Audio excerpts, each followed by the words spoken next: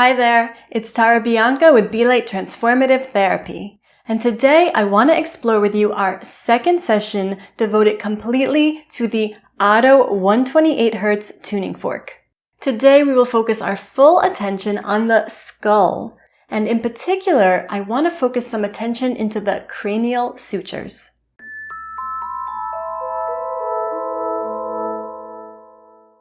If you missed the first tuning fork video, which was completely devoted to the face, I'm including a link for it right here.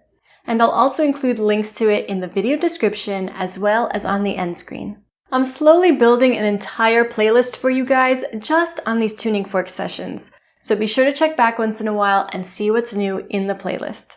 I've also included a list of precautions and contraindications for you guys in the video description, which I suggest you take a look at. But very quickly, we can go over a few of those together. So please, no using the tuning forks on the body if you have osteoporosis, osteopenia, weak bones, fractures, pacemakers, or any type of metal part or hardware in your body. Arthritis is totally fine to work on. In fact, the OTTO 128 really shines in helping to reduce joint pain. And as far as joint replacements and metal parts in your body, you just want to make sure to keep your distance. You want to work distally from those areas, but they are not necessarily absolute contraindications. Also, we will be working very close to the ears again today. So if you have a removable hearing aid, I would highly suggest removing it before beginning your session just to avoid any weird or potentially painful feedback. Since the last tuning fork video, some of you guys requested a reminder of the benefits of using the OTTO 128 on the body. So I'm going to begin with a quick review of those benefits, and then we'll jump into the hands-on portion. I've divided this video into chapters again, so if a review of the benefits does not sound interesting to you, feel free to jump ahead. Also, just a reminder that you do not need to go through this entire video in one shot. In fact, I encourage you to break it up chapter by chapter so that you can really assess if working on these particular areas is beneficial for you or not. And without further ado, let's dive in. I am sure there are many teachers out there who are teaching all kinds of amazing things in regards to the tuning forks, and maybe even drawing very direct connections between specific frequencies and specific dysfunctions. And that's awesome. However, since this video series is only utilizing the 128Hz frequency, and we're going to be using it all over the body, I would prefer to just focus in on some of the general outcomes you might expect to experience from using this fork on the body, regardless of area or particular dysfunction. And then if anyone experiences something very specific, I would love for you to share that experience in the comments so that we can all benefit from it and together start to build a catalog of tuning fork wisdom. Well, at least around the OTTO 128. In general, I would say that the OTTO 128 is great for addressing pain and stiffness in the muscles and joints, for helping to balance the autonomic nervous system, for helping to mobilize fluids in the body, and also for releasing nitric oxide. And then this is not unique to the OTTO 128, but whenever using any weighted tuning fork on the body, particularly on the face or on the skull, you have the opportunity to stimulate bone conduction, potentially strengthening the vestibular organ. The OTTO 128 works to foster and support a healthy internal terrain that can facilitate healing on all levels. In other words, it helps your body to help itself. And that's really the best gift you can ask for because it makes the OTTO 128 adaptable to all circumstances. So as we explore these different areas of the body together, even though this is a very physical and mechanical thing that we are doing, I want to emphasize again how important it is to not think so linearly and formulaically about this process. Realize that your body and its coexistence with the world around it creates an endless web of connections and possibilities. So I ask you to be open to experiencing the infinite possible connections and potential outcomes between a singular point on your body and the more universal experience that is you. I know this is not the black and white answer that a lot of you are seeking, but to force a cause and effect relationship between each individual point on your body, the frequency of the fork, and your particular dysfunction would be totally misleading. And I don't say this to be discouraging. I say this to be completely transparent with you and also to hopefully spark an increased curiosity for personal exploration. Having said all of that, if you already have a working knowledge of some point-based or meridian-based therapy or philosophy, so for example, acupressure, acupuncture, shiatsu, Thai massage, marma massage, or even something like trigger point therapy, please know that the tuning forks can be seamlessly added to your practice and will only amplify the work that you are already doing along those specific points or meridians. But outside of that, I really want to avoid the trap and the narrow focus of saying this point is good for this and that point is good for that. Let's instead take a more global perspective. Okay, are you ready to get into the skull? Let's do it. Okay, so today we're going to start with 3 lines along the top of the head. So we're going to do our first line straight down the center of the skull. So at first we'll be on the frontal bone, but then you'll feel, if you start to palpate your skull a little bit, that there's a seam in between these 2 bones that make up the side walls. This is your parietal suture, and we're going to be working directly on it. So we're going to start by doing 4 points right down the midline of the skull, just working our way back. And then we'll do 4 points a little bit off midline on the right side, working our way back. And then 4 points a little off midline to the left, working our way back.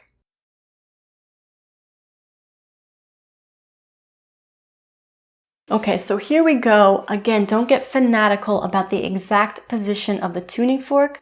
Let's just explore today and do the best that we can. Know that I'm also putting together a PDF document for you guys that kind of highlights all the points that we're going through during this tuning fork series. So I'll try to get that to you as soon as I can. So striking your fork, and we're going to start right in the hairline, right in the center of the skull. And remembering that while you're working with the fork, it's nice to take a nice aligned spine, a nice straight posture, not rigid but aligned. Allowing the fork to vibrate through its full cycle. And whenever your fork stops, you go ahead and strike it again and move to the next point. So I'm just going to move from this midpoint back about an inch. So I'm just moving straight back along the midline of my skull. And remember, this is a great time also to practice your quiet nasal breathing and to also keep nice gentle contact with the tip of your tongue on the roof of your mouth right behind your top teeth.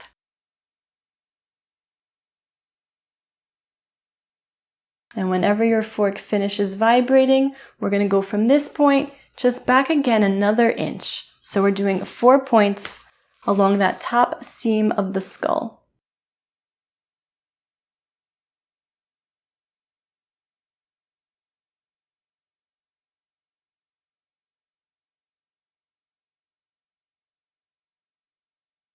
Just feeling into your body, what is the general effect? What is the general effect on the nervous system, on your pain threshold, on your mood, on your mental state? And we're going to do 1 more point. So this is where I was. I'm going to move back 1 more inch. So this is point number 4, going along the mid-seam of the skull. So right now I'm on that parietal suture, that space that joins the 2 side walls of the skull.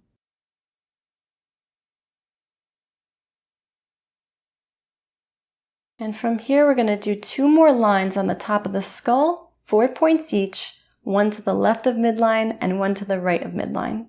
So because I'm holding my fork in my left hand, I'm going to move to the left first. So I'm about an inch away from midline in the hairline.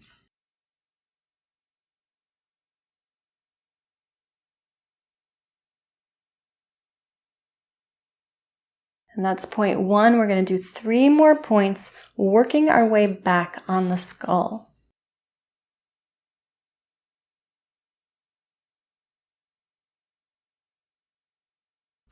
So I'm going to point number 2, about an inch back from the hairline.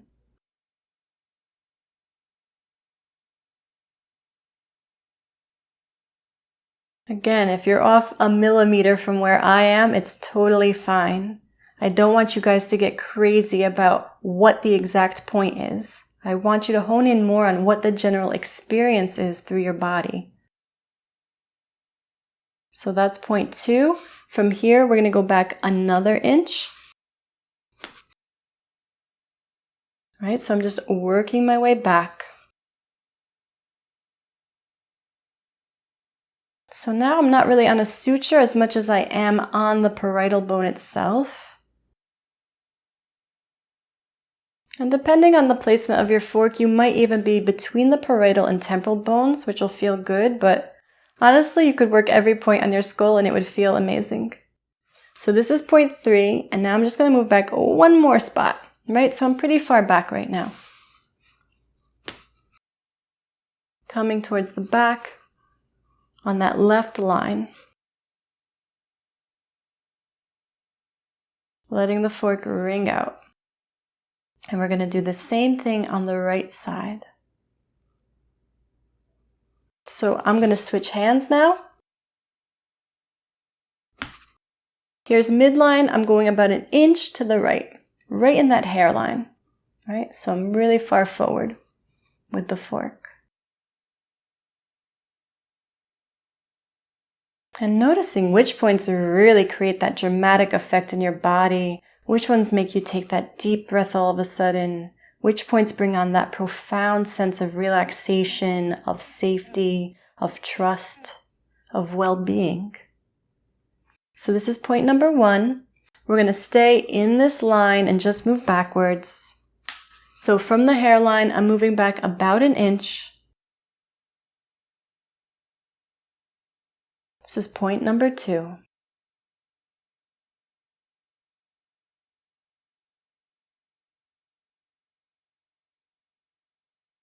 Keeping a nice oral posture, keeping a nice spinal posture.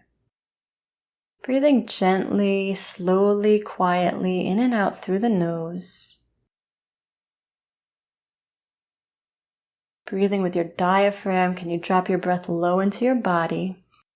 So this is point 2. We're going to move back another inch to point 3.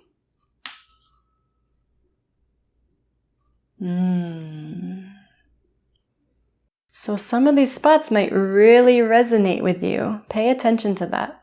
You can go back to them later and work on them on your own and explore that area in further detail.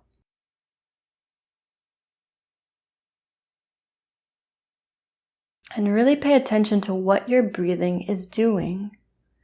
Is there a spot that makes you breathe deeper? That makes you breathe slower? And we're going to do one more 4th point along this line. So I'm just going back a little bit more. So I'm pretty far back on the right side. You can see I'm off midline.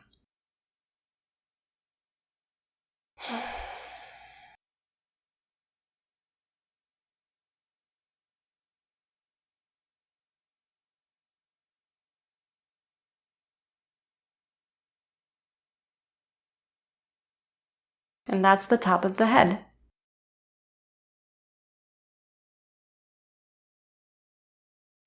So next, I want to just take a couple points from where we just left off, this right line that's off of midline, down towards the top corner of the ear.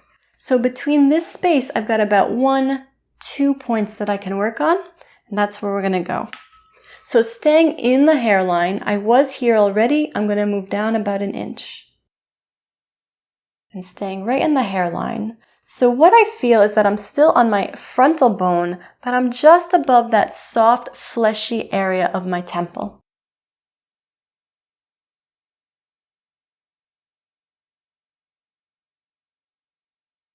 And we're just going to do one more point along this line, moving down toward the ear.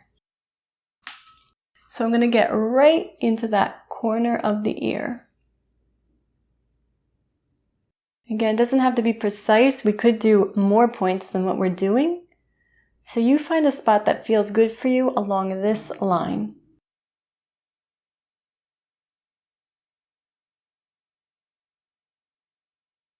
Good, and now we just did these 2 points. So now between this peak of the ear and our mastoid process, which if you feel behind your ear, you feel there's a real bony ridge right here. It's usually a bit sore, a bit tender from a lot of muscular attachments.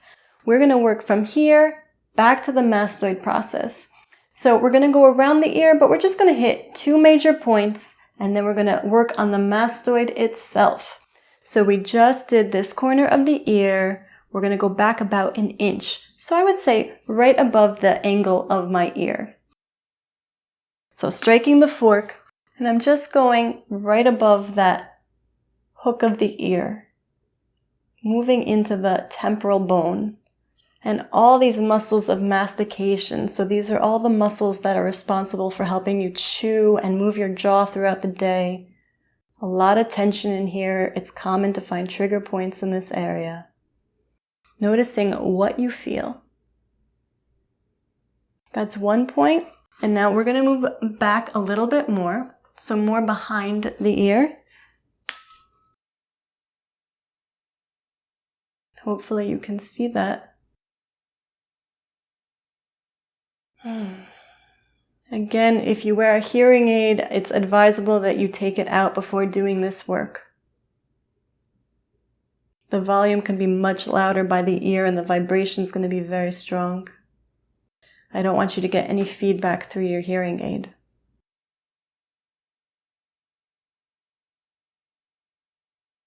And now from here, we're going to go into that big bony prominence at the back of the ear, this mastoid process. It's not 1 point. It's a big bone with a lot of muscle attachment. So just find one spot and stick with that for today. So here I go. I'm behind my ear.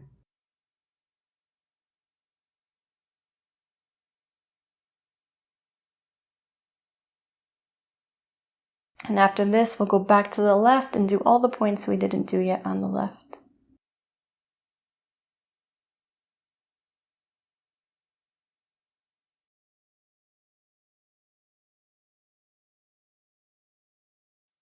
Okay, so we left off on the left side doing these 4 points going back along the top of the head. So now we've got this gap that we have to fill in. We're going to take 1, 2 points along the left side of the head.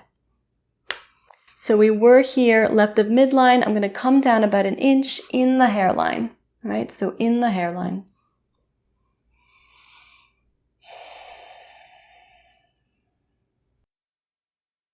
And again, we could work the entire hairline bit by bit, centimeter by centimeter. I mean, there's an infinite number of points on the skull to work. But for the purposes of this series, I just chose a few of my favorites and tried to put together a session that makes some kind of sense, has some kind of coherence, some kind of flow. And now we're going to move down right above the ear. Okay, so I'm still in the hairline. I'm in front of and a little above that corner of the ear.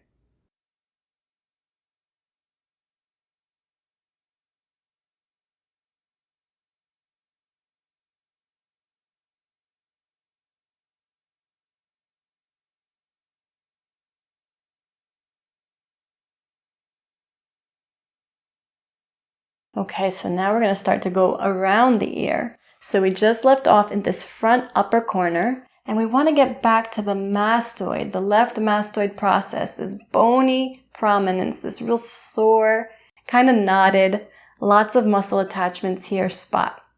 So from here, to here, we've got at least 2 points that we can work on. So we're going to go, if you find the curve of your ear, we're going to go just a little bit above it. So I find the curve of my ear and I'm going to go right into the temporal bone.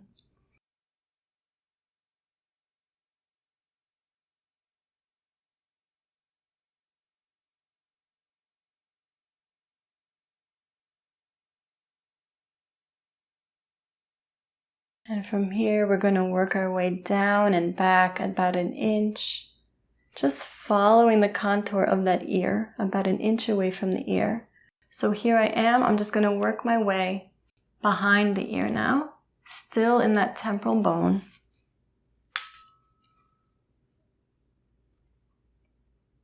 Hopefully you can see. Again, it doesn't have to be perfect. It's not an exact point that I'm going for. We're just working our way generally around the ear right now. Trying to relax these muscles of the skull, and more importantly, trying to have a systemic effect on the whole body. What is this doing for the nervous system? And from here, we're going to go into that left mastoid process. So this bony kind of sore area behind the ear.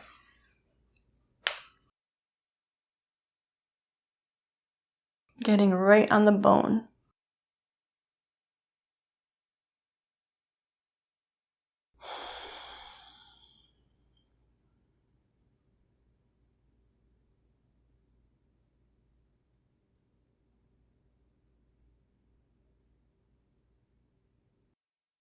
Good. And that's the side of the head and the ears.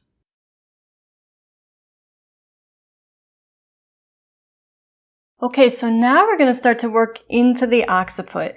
And I didn't know how to put my hair for this session today. I'm hoping that my hair is out of the way and you can see the back of my skull clearly enough for me to guide you through these points. So at the back of the skull, we have something called our lambdoidal suture, right? And it kind of looks like an upside down V or a pyramid shape. And it comes kind of from my bun, right? Kind of from this apex represented by my bun. And it sort of moves its way out along this line that my index fingers are outlining behind the ear. So this separates your occipital bone from your temporal bones and from your parietal bones. And usually it's pretty tender. You have a lot of muscular attachment all along the occiput, especially as you get toward the neck more. So before you even grab the tuning fork, just explore with your fingers a little bit and see if you can feel those ridges a little bit. You should feel almost like there's a little valley where the suture is, and then, oop, there's a bone, oop, there's a bone. So the suture is the valley, and the cranial bones around it are like the mountain peaks. And it should feel a little bit sore. So we're going to work right into the apex of that upside down triangle or that pyramid. And then we're going to do 1, 2, 3 points down the right side. We're going to repeat that apex and go 1, 2, 3 points down the left side. So go ahead and grab your tuning fork. You can start on either side that you like.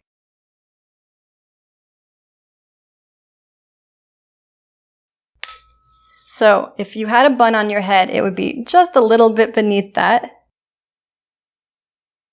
So when we did the 4 points along the midline of the head, this would almost be like the 5th or 6th point back, right? It's just a continuation of that midline. So finding the apex of that lambdoidal suture.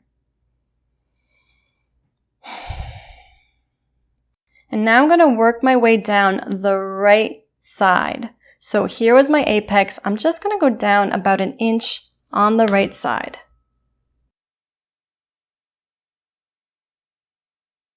And pressing with firm pressure into the bone. Hopefully you can see. I'll turn sideways a little bit.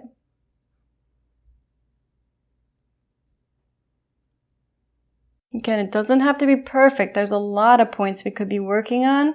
Just go for the general area today and kind of explore. And if you find something that feels really extraordinary to you, make a mental note of it and feel free to comment on it as well. So now let your vibration die out, and then from here, we're going to work our way down another inch.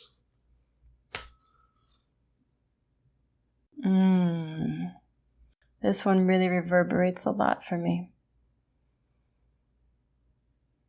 And I'll turn sideways a little bit so you can get a different vantage point.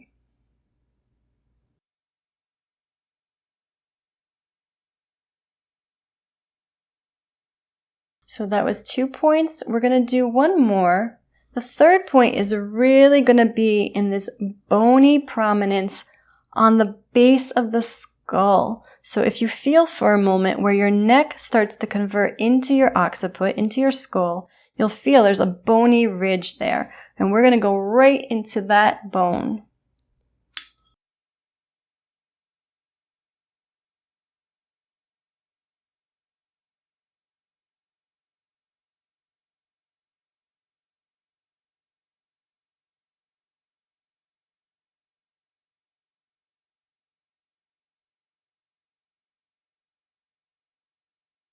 And now we're going to work the left side, but to do so, we're going to hit that apex one more time. We're going to go back to center. So I'm going to switch hands. I'm going to use my left hand this time. I'm going to find that apex in the middle of my skull. That's the point, the peak of the lambdoidal suture. I'll try to turn sideways if that gives you a better vantage point. And again, it's nice to explore your skull a little bit with your fingertips first and see where you feel those grooves. You can really feel the sutures. So we're at the apex and we're going to just start to move down this left side. So I'm going to move down about an inch. So I was here. I'm just moving down about an inch. And when you're palpating your skull, or palpating anything, it sounds counterintuitive, but the more lightly you press, the more you feel. If you press too hard, you overload the sensory input coming into your fingertips, and your brain can't decipher the differences in texture or the differences in the surfaces. But if you press very lightly, without overly compressing your finger pads, you'll feel a shocking amount. And we're going to do one more point coming down, moving down another inch, coming down that left slope of the lambdoidal suture.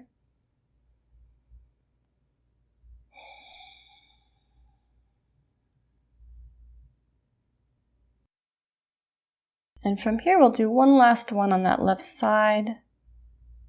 We're going to go into that bony prominence at the base of the skull where your neck changes into your occiput. You'll feel there's a nice rounded bony section here that you can really sink the tuning fork into. And I'll turn a little bit to the side if that helps. And I'll also face this way if that helps.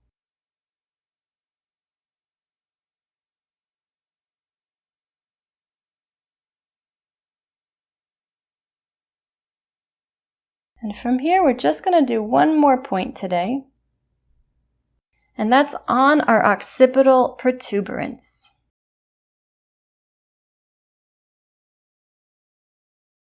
So go ahead and put your fork down for a moment, and we're going to just palpate this area again. So I'm going to get my hands in the back of my skull, right in the center.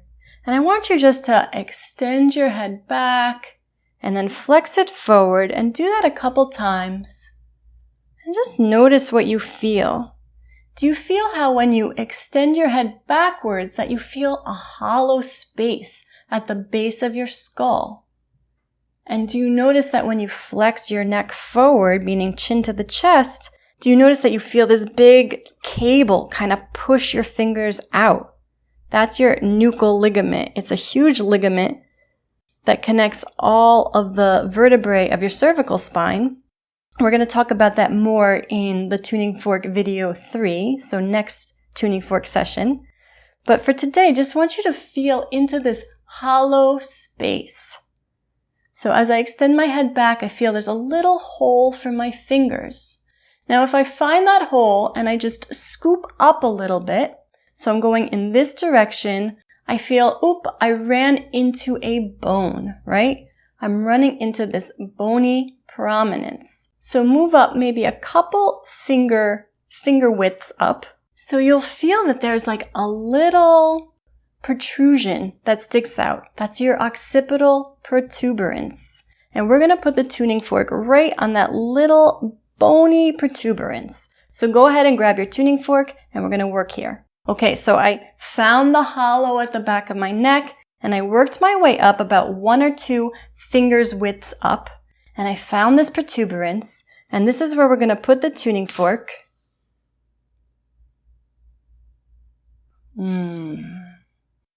And just because it took us a little work to find this spot, let me turn sideways so you can see it. We're going to work here twice. I'm going to do one holding it with my right hand and one holding it with my left hand. So my vibration has died out. I'm going to do another one. Using my left hand, I find that little bony bump. I put the tuning fork on it. I can even extend my head back onto the fork a little bit. Let my head kind of recline onto the fork, allowing the fork to accept the weight of my head, letting my head really relax back. Here's a side view.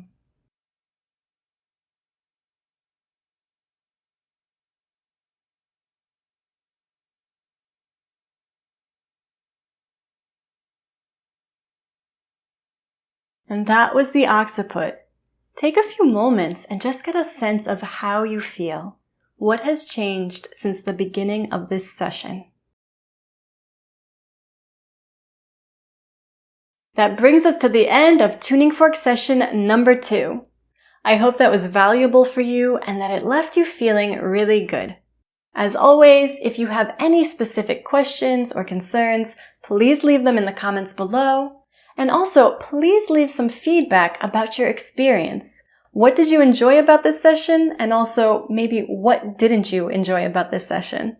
The more we can share our experiences, the stronger a tool this becomes for the entire community, and the better we can decipher what works really well and also what maybe doesn't work so well. If you liked this video, please give it a thumbs up. And also, please subscribe to my channel for more tuning fork videos and a whole bunch of other great videos as well. And if you feel like you are in a position to help support my channel, please check out my Buy Me a Coffee page. I've dropped the link in the video description. Thanks so much for joining me today, and I'll see you next time.